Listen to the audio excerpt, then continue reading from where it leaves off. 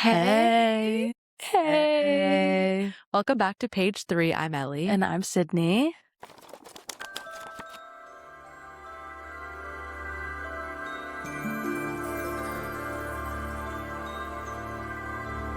And in today's episode, Sid and I, if you follow us on TikTok, I'll put it on the screen right here. We love a small bookstore, which you wouldn't have to look far to know that we love a small bookstore. But I was kind of thinking about how long it took us to orient ourselves in a bookstore in general, and how finding a book, your next read, can be so daunting. Mm-hmm. And now the sphere of just going online and finding your next read and looking for a book that's like the last book that you read because you want it to be exactly the same, and just how daunting that whole process could be. So we thought that we would just kind of give our advice on how we navigate a bookstore, what we look for, authors we love, kind of just knowing what sections to be in, knowing what questions to ask. Yeah. Also, if you've watched our other episode talking about Goodreads, we talked about how sometimes it's really hard to find a suggestion on Goodreads for the same reasons that it's hard for you to find a book in a bookstore. And so we each just kind of have a couple of pieces of wisdom or just anecdotes to share that kind of help us figure out, as people that are not only reading for Book of the Month on our podcast, but also reading our own books privately and things, and what we look for, how we span into new genres and things like that. Yeah. And stay tuned at the end of this episode for us to announce the next book of the month. I'm so excited. Yes, our May book of the month will be featured at the end. I'm so excited. Okay, so I'll go first. Yeah, go first, girl. I think that I live by two pretty intense rules when it comes to going to a bookstore.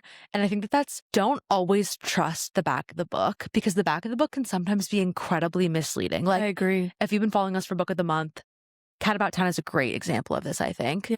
So we've been reading, for our podcast, we've been reading Cat About Town, and it's a great book, but the back is so what I would say the book fully is about. And sometimes it can give so much away. Sometimes it gives nothing away. The greatest reads I think I've ever had are when people tell you just not read the book and just go in blind and have no idea what you're expecting or what you're getting yourself into. What we talked about in Goodreads about how a lot of publishing companies know what genres are hot right now. So they'll orient the back of the book to have very specific buzzwords so that when they are featured in a bookstore, they'll end up on specific tables that will draw readers in order to sell more books. So they'll reference certain tropes that maybe have one line featured in the book, but it's not really the story itself. Yes. Or a lot of them will be for readers of A Court of Thorns and Roses. That's a big one. Readers of who love Sarah J. Maas, who love Rebecca Yarros. Once something goes viral, now everybody kind of wants to mimic it, which is I get it. You have to sell a book. You have to do that. But the best books, I think, are the ones that just really speak to you. Totally. And so not listening to the front of the book and or the back of the book, I should say, and kind of just navigating yourself through the space and allowing the books to speak to you and giving yourself time. I think I have a really bad habit of giving myself 30 minutes in a bookstore, but then I just wander and I get lost, and it's the joy of it. So I think going to your favorite section, I usually go straight to romance, because that's a section I know I'll find something there that I love. I'll have an idea of what I'm feeling. Either it's the last book that I read, or it's a book that I'm desiring to read, or it's something that I just want to learn more about. I'll go to romance section. I'll see there. If I'm going to Barnes & Noble, I really rarely find anything that I don't feel like everyone is talking about. But when I go to a small bookstore, I feel like I have a better gauge on the other books that are out there. I mean, there's millions of books, millions of books. And small bookstores have to be more selective with which authors they're featuring and which books they're featuring, because they don't have the capacity to have chain stores with every option. And so it's when we were in a small bookstore yesterday, they were literally talking about how they choose to feature certain authors. And so I think the way they organize is definitely more specific and more intentional. I think they also a small bookstore really knows how to listen to the audience. If I have a book that I really want to read, that small bookstore will know that I'm interested in something, and know that their readership, and they know their demographic. They know their demographic really well, and they know what works. And it's just such a curated experience. And I think that also a really great booksellers, like the people that work at Pages in Manhattan Beach, we love them. And they just know, they know what, they just are so well read. It's actually insane to me. Again, if you follow us on TikTok, then you saw Sid and I, we always do little challenges in bookstores. And I could say 2 words, but not just at pages in Manhattan Beach. Like, I mean, like when we went to even at Lake City, like I went to a small bookstore in Temecula, and it was just, they just know so much, and they're so well read because they have to be super picky, like Syd is saying. So I think allowing yourself, and also just, I don't know, not judging a book by its cover. I'm not even going to speak on that because I fear I do. Yeah. But I think it's more about just like letting a book kind of find you and letting it speak to you. And so if you don't read the back of the book, I would say to read like the first page or the first couple of pages. I think that's a really good indicator if a story captures you, if it doesn't, if it's going to be something you're interested in. A lot can be told within the first like chapter of a book. So if you have time, just stand in the aisle, skim, read it, see how you feel. And kind of just allow the books to find you, even if you don't think that it's going to be something that you're interested in. Like yesterday, Syd got me a book that I don't think I would ever pick for myself. But now that I have it, I'm like, oh my God, this is such a great book for myself. I love this. So yeah, I think it's just about letting the books find you and not reading the back of the book. As counterintuitive as that sounds to say, or maybe not letting the back of the book be the thing that convinces you or stops you or halts you from doing things. That I feel like when you're reading the back of the book, it's not always indicative of what's in the. And I've read back to the books where I'm like, oh my God, this is an incredible book. And then I read the book and I was like, they took the one good part of the entire book and put it on the back. Exactly. Yeah. What's your piece of advice? So I have like 3 small ones that I'm going to just like kind of speed run. Let's hear it. My first is, when in doubt, have a automatic buy author. Ooh, yeah. So my automatic buy author is Jodi Picoult or Sally Rooney. And so if I know, yes. Not Kristen Hanna? I've already read them all, so I can't say that anymore. So if I know I want to buy another book, I know I'm in the market for something, but I just like, I can't really put my finger on a genre. I can't really put my finger on a vibe. I'm kind of in a weird rut, but I just know that I want another book. Those are the 2 authors that I automatically will, if I see something I haven't read by them on the table, I'm picking it up. And I know that there is a pretty high likelihood that I'll enjoy it. With that, my second piece of advice is know your buy authors, because my favorite way, instead of the back of the book, to determine if I'm going to like a book is on a lot of books. And I don't know if this is a new thing, but I've been seeing it a lot more recently. They'll put reviews from other authors on the back of the book. Oh, that's not a new thing. So, but I think it's something we're paying attention to now more. Yeah. So a lot of times if I see on the front cover, it'll say like a sentence, like a quote, like I loved this book because of what XYZ, and then it'll say like from Jodi Picoult, or it'll say Brandon Sanderson said this about this thriller. Like, you know what I'm saying? And so instead of the back of the book, I've been using that as my indicator, because if the author that I love is recommending a book, then I find that a little bit more compelling than maybe the narrative of the book on the back. So those are my 2 that have to do with authors. Is 1, have your guaranteed buy authors, because there's always times when you walk into a store where you know you want something, but you literally have not a singular clue what. Like maybe you've read all of the thrillers you can this month and you need something new. Whatever it is, have some no-buy authors, but also get to know your authors, because if you know them and you get to know your authors and you kind of know, when you've started reading multiple by the same person, you kind of understand what they like and how they articulate things. And so I love seeing what their recommendations are, like quoted on different books, because then I kind of feel more confident in my decision. So that's my second one, if you have anything to say before I do my third. Yeah, I would say that the listening to the quotes on the back of the book or the front of the book, when it comes to like even Reese Witherspoon's podcast or book club or Oprah's book picks. Read with Jenna, that's another popular one. Yes, all of those I would say are pretty good indicators. But those also, I think an author specifically is a great pull. Yes. Because also a lot of the authors are really great friends and they know the writing. I don't know. The literary world is a lot smaller than you might think. And I have a lot of friends, a good friend of mine who's an author, very prolific author. She gets asked, like, I didn't realize how many times she gets asked. She says she probably has like 500 people asking a week to be on the front of their book. And she's like, I don't have time to read every single person's Well, that's book. what I was just going to say, is that if an author that you like, or especially a notable author like that's talked about frequently, like Sarah J. Maas, like Sally Rooney, like Kristen Hanna, like Jodi Picoult, some of those that have really put out a number of bestsellers or a number of reputable books, the amount of arcs that they're receiving is insane. And so what it takes for them to have read one, like it so much to put their name on it before that book is released or in time for that book is released is pretty intense. So if they have given it that thought, I think that's exactly what you were saying and why I feel comfortable trusting that, or at least if I'm kind of in a I don't really know situation. My third suggestion, this is kind of like a 2-in-1 situation, is utilize your small bookstore employees. And also, this is what I was going to say, is that a lot of times they have read so many of the books that come in that store. Yeah.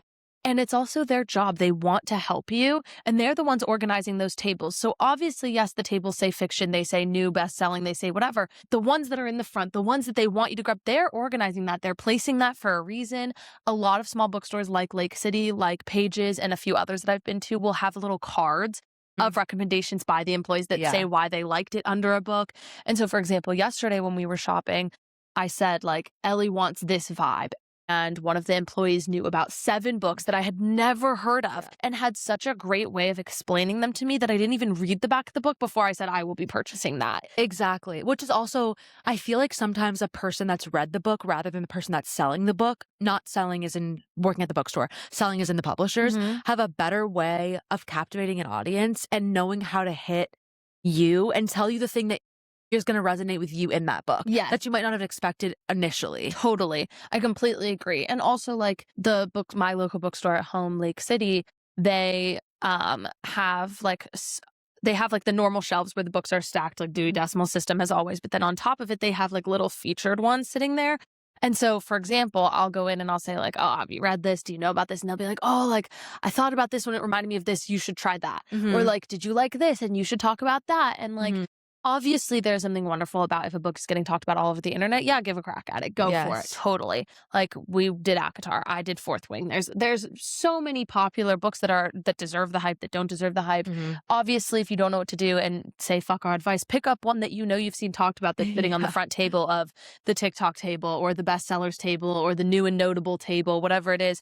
But I think in Barnes & Noble or in chain stores, when you ask a question, it is easier for the employee to just look up the IBSN number on their computer and be like, oh, well, we've sold this many, or we know about this one, or have you talked about this?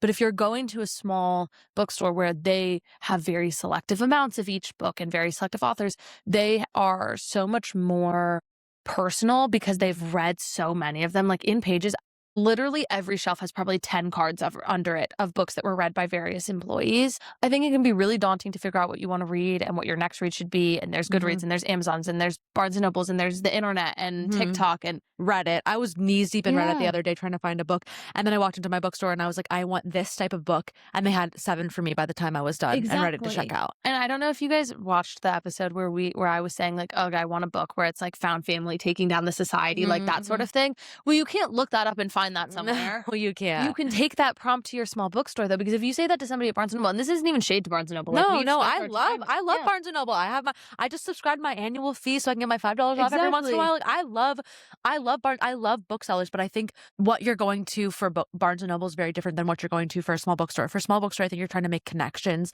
I think you're trying to get somebody to get to know you, and it's a real skill to be able to be a bookseller at that level, to meet somebody exactly where they are, to deal with all of the streams of people, different ages, different classes, different races, different genders, different sexualities, and be able to meet them all across the board is such an incredible skill. Yeah.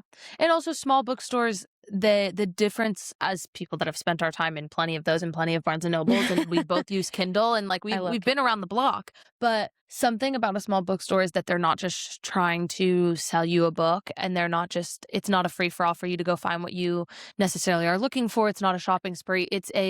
They want you to come back because they want to talk to you about the book that you read that they've also read. It's a community. The whole purpose of it is to be one giant book community. And they're not trying to push they don't have a stake in New York Times bestselling doing well. Yes. So they're not trying to push those books, because you buying a book is a huge deal, by the way. You're giving that author their dream by picking up that book, right? And so even if you think, oh, I'm just buying one copy, that accumulates greatly to the New York Times bestselling list, which is where everybody wants to be. And if anybody says they don't want to be there, they're fucking lying. So, but small booksellers, their motivations don't lie in you buying the bestsellers. Their motivations lie in you coming back. Exactly.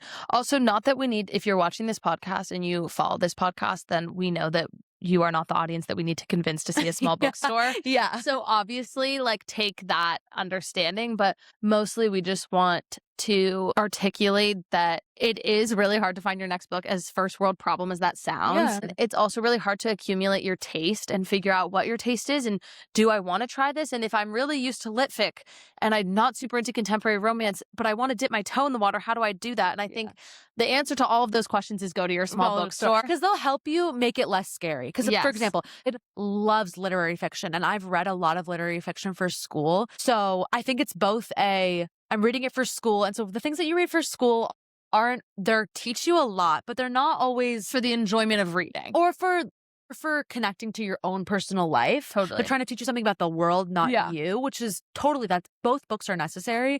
But I think a small bookseller can kind of be like a handhold and be like, I promise it's going to be okay. Open the page and you're going to find so many great things here, right? For example, Found Family. I think you were talking about this. When I read God of the Woods, I went to my small bookstore and I said, I just want another book like this. I love this book. I love so many aspects of it.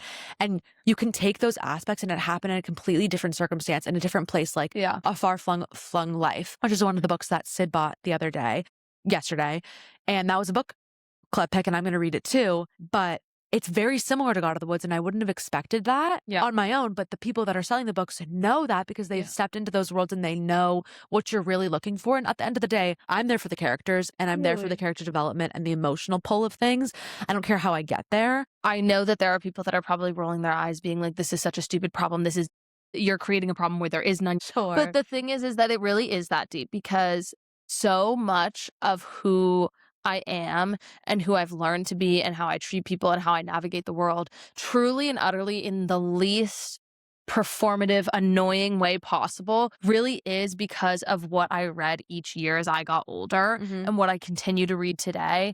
And it is why books are still written. It is why this art form still exists. And so if you are sitting here being like, holy fucking shit, shut up, I will pick a book, I just don't care that much, it really is that deep. It impacts you a lot more than you think. And so it's very paralyzing. Yeah. And so handling that with care and supporting different authors and being picky and being selective and whatever is important, and what you read does matter, and how you interpret it matters. So it is that deep. And Syd always tells me reading is inherently political, and you don't know what you're picking up. Maybe that story doesn't mean anything to you, or maybe reading but doesn't it does mean something to somebody. It would not exist. It would not be published if it didn't have a message for somebody. Obviously, there are books that I haven't liked that Ellie's loved, and vice versa. Obviously, there are books out there that will not resonate with me, that I will not understand, that I am not part of the demographic for. But they do matter, and it is that deep. And that's why asking those questions and going to the bookstore and saying, like, this book really spoke to me. These are the subliminal messages that I gleaned from it. Please help me find something like that. It does matter, and it is that deep. And that's why small bookstores are important, is because they exist to answer those questions and to find the people that fit those demographics, and to find a place for you to feel so compelled to read something like that. They want you to have that feeling. So yeah, it is. It just, my point is it is that deep. It's that deep. But also, I think one of the great things too about a small bookstore and reading in general, is that you can find a book where you go on a journey with a character and you might stumble upon a question of morality. Like, one of the next books I'm going to read is all about humanity and ethical natures, whatever. That dives so deep into one very large question. Whereas a book, you can touch on that and you're like, wait, I want to read more about this very interesting question, and I want to deep dive this book all the way down. It's just read. It's amazing. Don't even. I know how hard it is. I'm in between reads right now. Along, like, my own reads are correlated to what we're going to read for book of the month, and it's so hard. You're like, I want to read something that's better than my last book, but you have all these expectations in your mind. But also disarming those expectations. That's the last thing I will give. Disarming those expectations and allowing the book, trusting the book as much as you can, because I know that's hard sometimes, and sometimes it's not worth it to trust the book. I get it. So yeah, now we're gonna transform into book of the month time.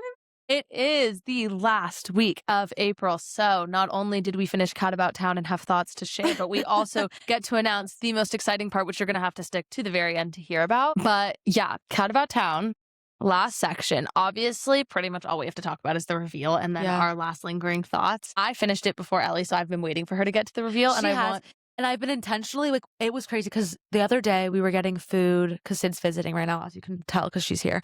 But she's visiting, and took my grad photos.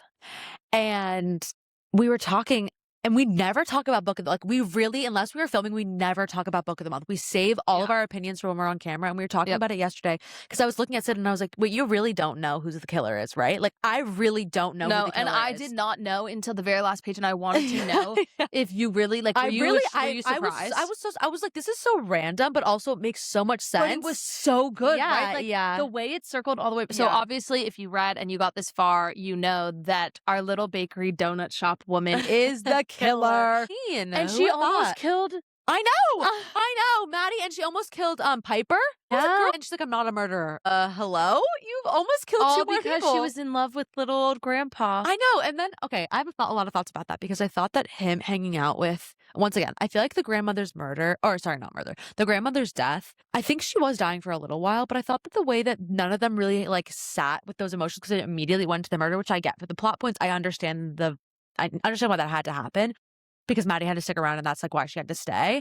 But the whole time I was kind of sitting there and I was like, wait, how are you going out with like a new woman? Like your love of your life just died. And I don't know he kind of explained it as they're not actually, he didn't interpret it as them going out like that. Like he thought that she was a really good friend that was taking care of him and like being really sweet to him. And she obviously had more expectations with that and was going into it with the mindset of like, if I do these things for him, he'll slowly secretly fall in love with me. And I thought it was crazy to be a killer at the end of your life. Yeah. But also like, I think that the tying it into the tourism and all of that stuff made a lot of sense. I also thought that the author did a great job with the pacing of the plot to get us back there. Like at first, we've talked about in every episode that we've talked about Cat About Town, you know that we've been so irritated and being like, I don't understand. Why is this here? Is this the point? Did this character actually matter? Is it going to come back? They really all did. Yeah. And I have a lot of respect for after reading the end being like, wow, I really did need all of those things.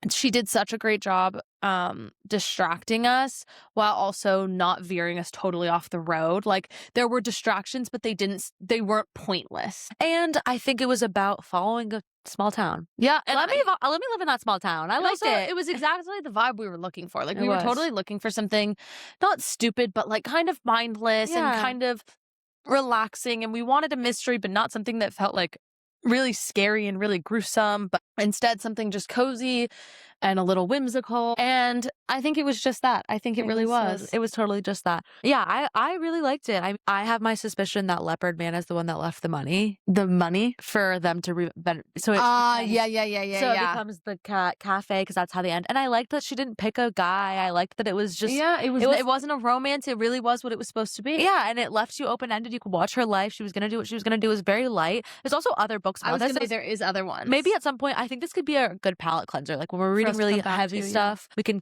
visit this town. I thought it was great. Like, stop yawning. You don't want to leave and you feel safe here. You're so right. So yeah. Okay, so I am so excited about Book of the Month because this is a book that I have been pushing for so hard. Obviously, Ellie loves it too, and she's been pushing for it as well. But like, I have been wanting to read this for so long. My mom read it in 12 hours on vacation. Everybody I know that's read it has been talking about it. And I know that we always try to talk about books and bring up books that we don't see circulating all of that much or not too much. But this felt, everybody we've talked to that spans completely different genres, that has completely overlapping or unoverlapping tastes with us, have given us the same review, which is you just have to read it. It's incredible. It is touching. It is mind-altering. And even people that didn't want to like it. Exactly. Like, that's a good, when you know that somebody went in being like, I don't want to like this. And then they did. And so it's like the fact that my mom and the small bookstore employees that we met with us this for Book of the Month. When I got it, she was like, is that insert book title here? And I was like, it is. She was like, oh my God, I've been wanting to read that. And I was like, I know. Because I was convinced to read this book. I came to Sid and I was like, I got this cup coffee. She got a way cooler copy than I did. And then I was like, I think you should read this Book of the Month. Yeah. And then your mom read it and that's really solidified that we're reading it. And we've been dying to read it. I have had this on my TBR for months and months and months. So without further ado, our Book of the Month for May is The Correspondent by Virginia Evans. Obviously, this was a release in 2025 that was highly, highly anticipated and highly talked about. And it's still been highly talked about. It is a fiction novel that is told in letters. It's literally told in letters. We have main characters. I was going to read it. Oh, okay. Go for it. Sybil Van Antwerp has throughout her life used letters to make sense of the world and her place in it. Most mornings around 10:30, Sybil sits down to write letters to her brother, to her best friend, to the president of the university who will not allow her to audit a class she desperately wants to take, to Joan Didion and Larry Murtry. to Larry McMurtry to tell them what she thinks of their latest books, and to one person to whom she writes often yet never sends the letter. Sybil expects her world to go on as it always has. A mother, grandmother, wife, divorcee, distinguished lawyer, she has lived a very full life. But when letters from someone in her past force her to examine one of the most painful periods of her life, she realizes that the letter she has not been writing over the years needs to be read, and that she cannot move forward until she finds it in her heart to offer forgiveness. Filled with knowledge that comes only from a life fully lived, The Correspondent is a gem of a novel about power to finding solace in literature and connection with people we might never meet in person. It is about the hubris of youth and the wisdom of old age, and the mistakes and acts of kindness that occurred during a lifetime. Sybil Van Antwerp's life of letters might be a very small thing, but in Virginia's Evan's gifted hands, we see that small things can be subtly masterful and unforgettable. I'm so excited. Yeah, we're very excited. It's going to be and wonderful. Patchett said in the front, a cause for celebration. I'm so excited. So this is our February book, our May book of the month. In the caption of this episode, wherever you are watching it, well, it's okay. We could just put it in the caption, because we're going to have to figure out like how this is organized. We don't even know what the chapters look like yet. The chapters? That's what I'm trying to say. Like, we don't know yet. So in the caption, you will find the breakdown of how we are reading it this month, what pages, sections, etc. need to be read by which dates. And you can look forward to seeing every single week us talk about where we're at in the book and how things are going. It's not that big either. No. And we hope you stick along. We hope you stick along and enjoy Book of the Month. It's a great book. No, it isn't a book that I would have picked my friends. Yeah, I and agree. nonetheless, I am thrilled. Yeah. So I'm very excited. Join us for Book of the Month. I'm so excited about it. If you haven't read with us yet, I think this is a great one to step into. I think it kind of covers a bunch of different genres. It's different than what we've read in the past. And we're going to see what we think. And it's going to be so exciting and amazing. And we love you. We'll see you in the next chapter. Love you. Bye.